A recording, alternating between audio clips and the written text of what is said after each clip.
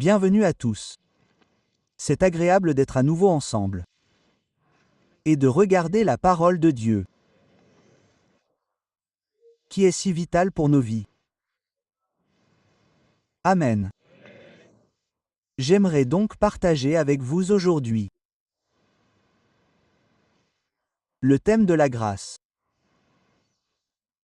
La grâce en période de tentation. Combien d'entre vous sont souvent tentés? Laissez-moi voir ces personnes parfaites ici.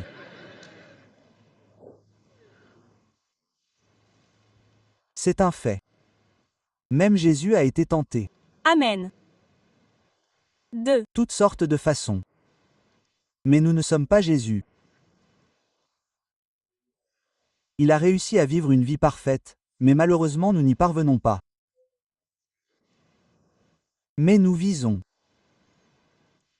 à vivre une vie parfaite. Mais de toute façon, nous devons faire face aux tentations. C'est absolument très clair pour nous. Ouvrons simplement nos Bibles dans Jacques chapitre 1 verset 13. Le livre de Jacques. Chapitre 1. Verset 13.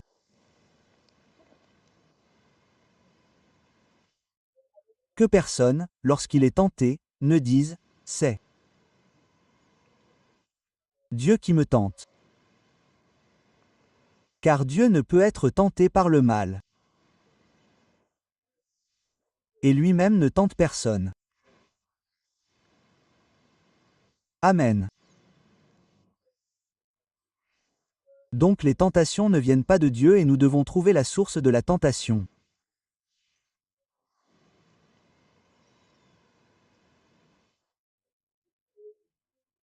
Le verset 14 dit que chacun est tenté lorsqu'il est attiré et amorcé par ses propres désirs.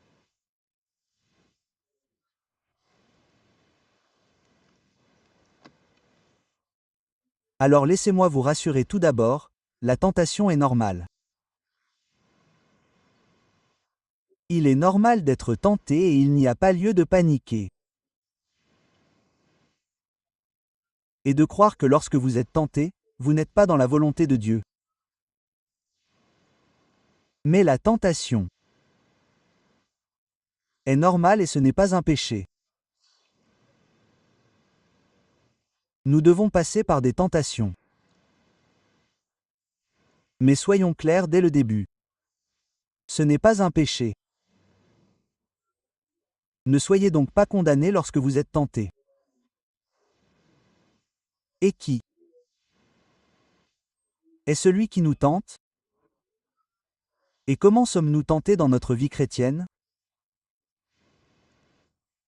La première chose que nous savons, c'est que le diable est le tentateur. Et nous pouvons le lire dans Matthieu chapitre 4. Chapitre 4 verset 3. Le tentateur s'étant approché de Jésus, lui dit, « Si tu es fils de Dieu, ordonne que ces pierres deviennent des pains. » Jésus répondit, « Il est écrit, les hommes ne vivront pas de pain seulement, mais de toute parole qui sort de la bouche de Dieu. » Et le verset 1 dit, Jésus fut emmené par l'Esprit dans le désert pour être tenté par le diable. Amen. Il a donc été attiré par l'Esprit pour être tenté par le diable. D'accord? Donc le diable est celui qui nous tente. Mais la tentation vient de bien d'autres façons. Par exemple, les désirs de notre chair. Amen. Ce n'est pas toujours le tentateur, le diable qui nous tente, mais notre chair lorsqu'elle est vivante, chacun d'entre nous. Nous avons des désirs qui viennent de notre chair. Et nous pouvons regarder cela dans Jacques chapitre 1 verset 14, que nous venons de lire. Nous allons relire une petite phrase. Pour bien comprendre. Il est dit, mais chacun est tenté quand il est attiré par ses propres convoitises, ses propres désirs charnels. Amen. D'accord. Maintenant, nous sommes aussi tentés par nos pensées impures. C'est ce que dit la Bible dans Matthieu chapitre 15 verset 19.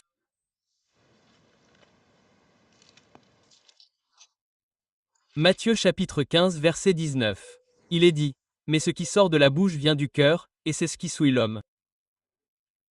Car c'est du cœur que sortent les mauvaises pensées. Amen. Les mauvaises pensées. Il existe donc de nombreuses façons dont nous pouvons être tentés dans notre vie chrétienne. Mais j'aimerais que vous voyiez quelque chose, car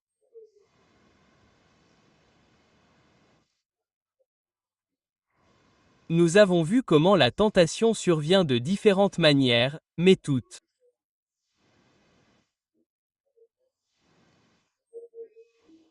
rendent notre chair vivante. Amen. Toutes ces tentations ravivent nos désirs charnels. Ou les passions de notre chair. Vous avez de mauvaises pensées. Que se passe-t-il? Que se passe-t-il lorsque vous avez de mauvaises pensées? Vous savez, il y a des choses qui commencent à se ranimer dans votre chair. Vous n'avez pas de mauvaises pensées qui flottent comme ça.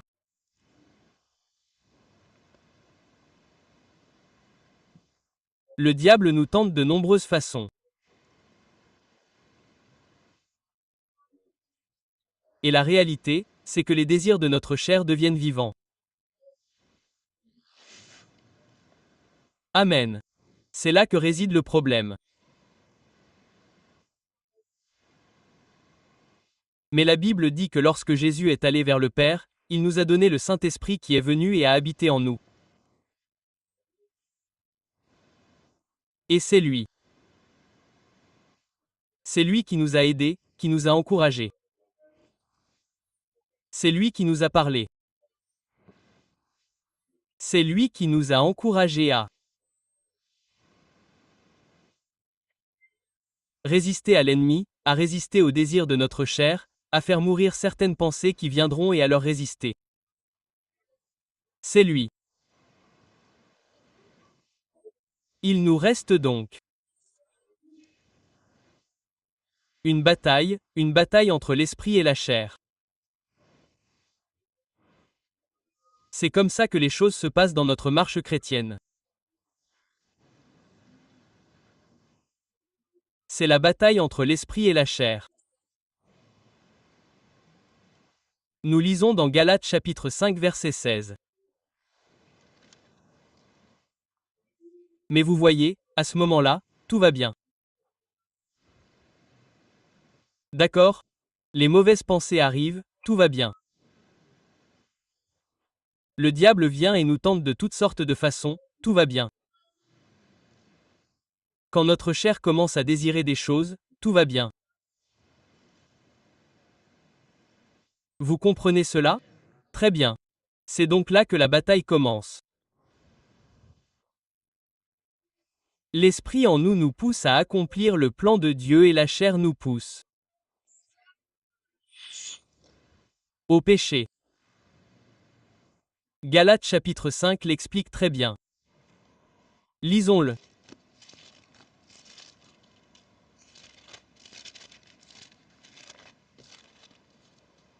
Galates chapitre 5. Très bien, nous lisons à partir du verset 16. Je dis donc, marchez selon l'esprit, et vous n'accomplirez pas les désirs de la chair. Amen. Marchez selon l'esprit. Car la chair a des désirs contraires à ceux de l'esprit, et l'esprit en a de contraires à ceux de la chair.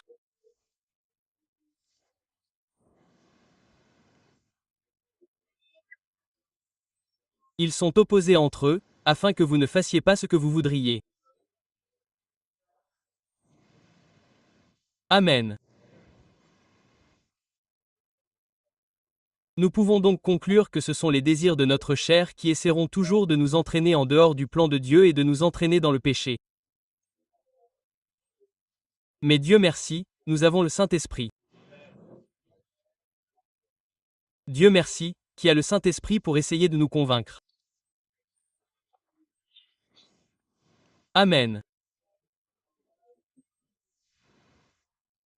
Pour nous convaincre de faire la volonté de Dieu, de marcher selon le plan et le dessein de Dieu et de vivre une vie sainte.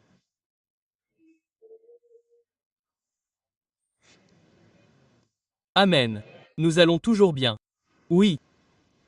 Amen. Nous n'avons pas encore franchi la ligne. C'est une bataille. Amen. La chair se lève. L'esprit essaie de nous convaincre. Amen. C'est comme ça que ça se passe. C'est pourquoi nous verrons que nous avons besoin de la grâce de Dieu. Nous avons besoin de la grâce de Dieu. Donc jusqu'à présent, tout va bien. L'esprit essaiera donc de nous pousser à résister à toutes ces tentations et notre chair dira non. Non. Nous pouvons ignorer la voix de l'esprit. Le pouvons-nous? Nous le pouvons. Donc, lorsque nous ignorons la voix de l'esprit, nous nous retrouvons seuls. Un désastre. Lorsque nous nous retrouvons seuls, il est très clair pour nous tous que le désastre est là. Nous ne pouvons pas gagner. C'est impossible. Nous ne pouvons rien faire sur nous-mêmes. Au moment où nous ignorons cet appel, cette conviction qu'il nous apporte, cet encouragement, cette crainte de Dieu,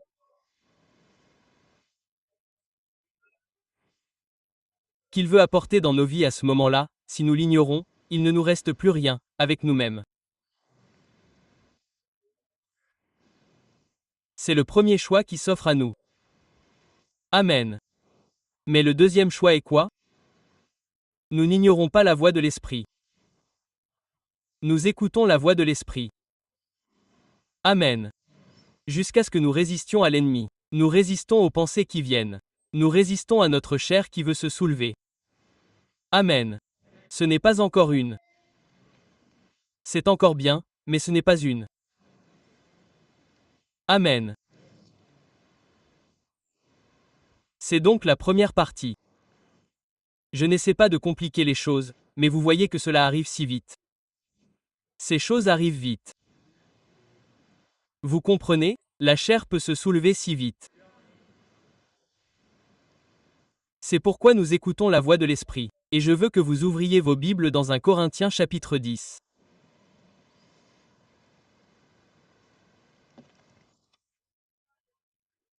Donc, à ce moment-là, nous luttons toujours pour gagner cette bataille. Alléluia. Ne préviens pas encore. 1 Corinthiens chapitre 10. Verset 13. Amen. Y êtes-vous? Aucune tentation ne vous est survenue qui n'ait été commune aux hommes. En d'autres termes, la tentation est commune. C'est normal.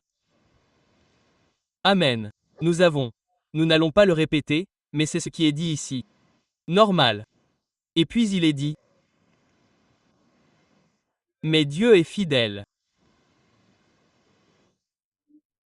Et ne permettra pas que vous soyez tentés au-delà de vos forces. C'est le verset. C'est le verset. Et Dieu qui est fidèle ne permettra pas que vous soyez tentés au-delà de vos forces.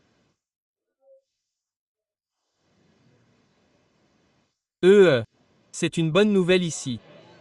C'est une bonne nouvelle. Amen. En d'autres termes, Dieu a tout conçu pour que nous ne tombions pas. Il l'a conçu. Et comment il le fait? Il est dit.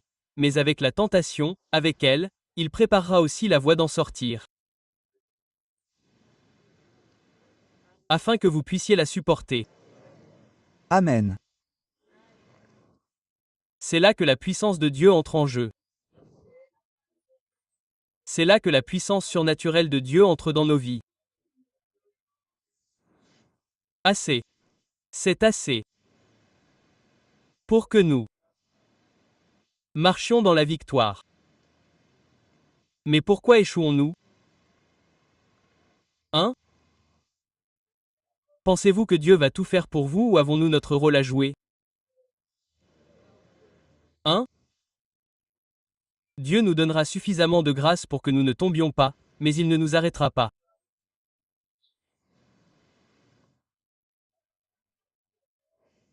Il nous donne suffisamment de grâce, suffisamment de force surnaturelle pour nous arrêter et ne pas franchir la ligne.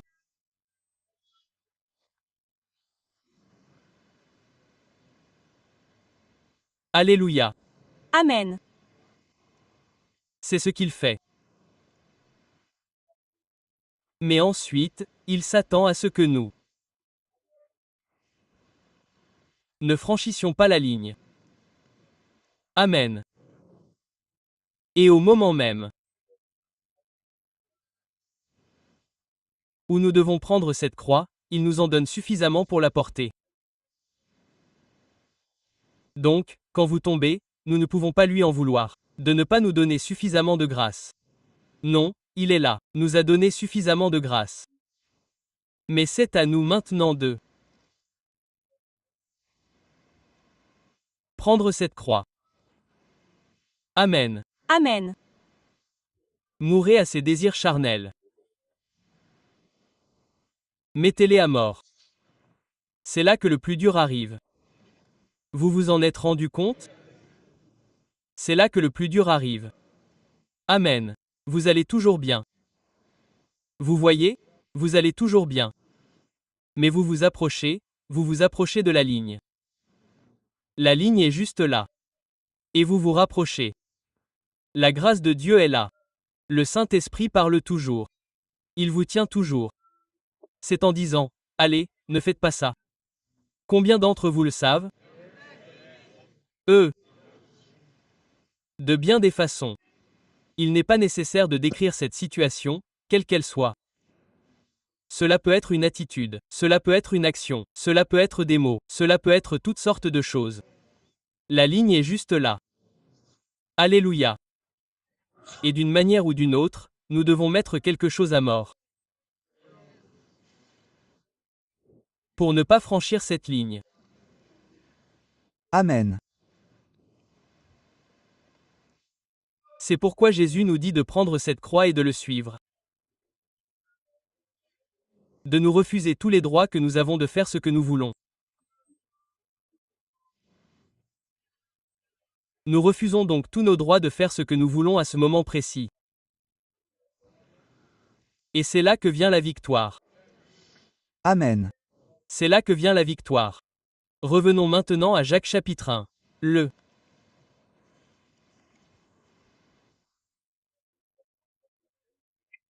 verset 14 dit: Mais chacun est tenté quand il est attiré et amorcé par sa propre convoitise.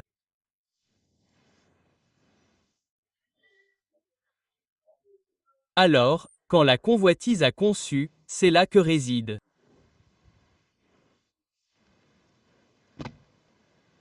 le problème. Point. Quand la convoitise a conçu,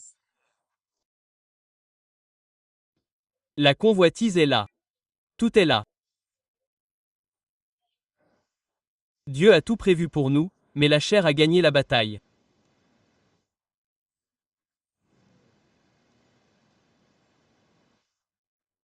Le Saint-Esprit a fait tout ce qu'il pouvait et la grâce de Dieu a suffisamment fait partie de notre vie pour ne pas franchir la ligne.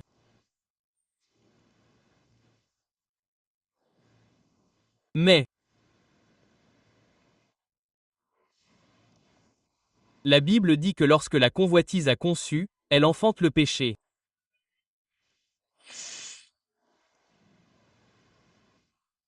Elle enfante le péché.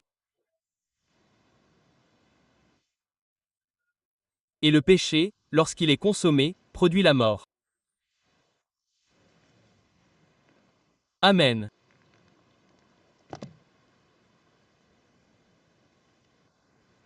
Relisons Galates chapitre 5, mais le verset 24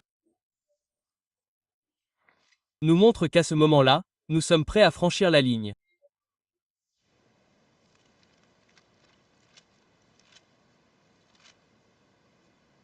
Paul dit au verset 24. Et ceux qui sont en Christ, que font-ils? J'ai crucifié la chair avec ses passions et ses désirs. C'est là que réside la clé. C'est là que ça vient. C'est là que viendra la victoire. Amen. La bataille est entre la chair et l'esprit. La grâce de Dieu est avec nous. Notre désir de servir le Seigneur est là. Tout est en notre faveur. Mais il y a des moments malheureusement où la chair gagne la bataille.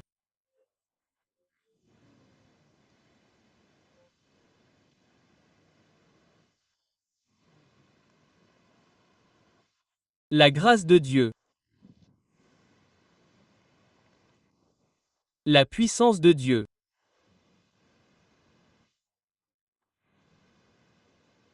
Pour nous aider à ne pas tomber,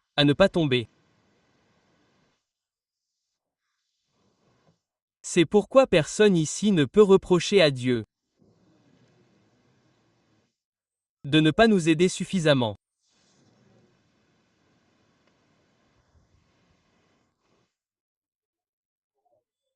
Nous n'avons qu'à pleurer sur notre erreur, sur notre échec après.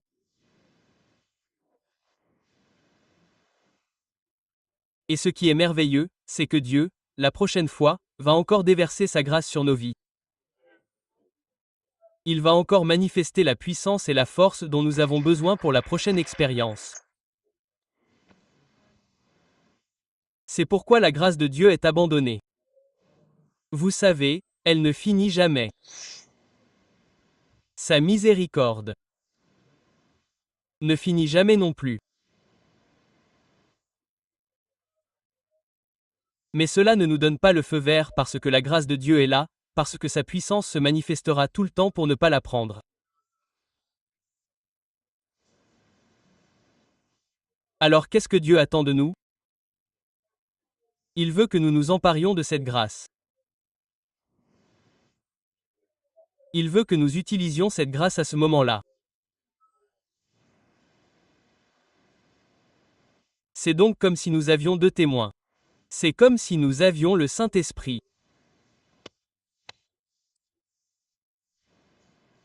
Essayant de retenir l'homme, essayant de retenir la femme. N'est-ce pas? Et la grâce de Dieu est cette force, cette puissance divine qu'il nous donne. MHM. C'est la grâce de Dieu. C'est la puissance de Dieu au moment de la tentation.